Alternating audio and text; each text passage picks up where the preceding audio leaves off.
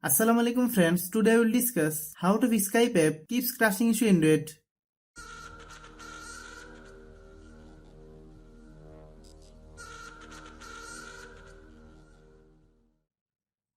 Click settings, click apps, click app management, click Skype,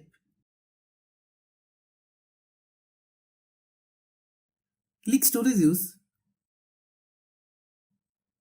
click clear data, then click OK. Click back,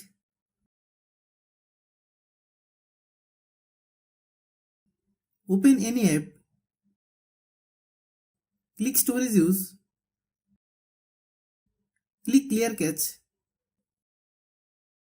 Same process, step by step clear all app cache.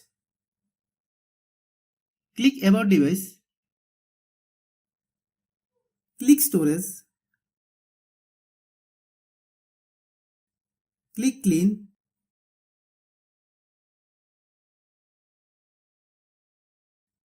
click clean, then restart your phone.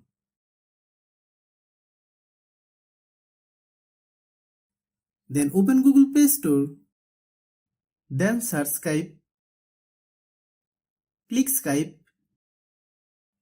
If you get any update, please update. Thanks for watching.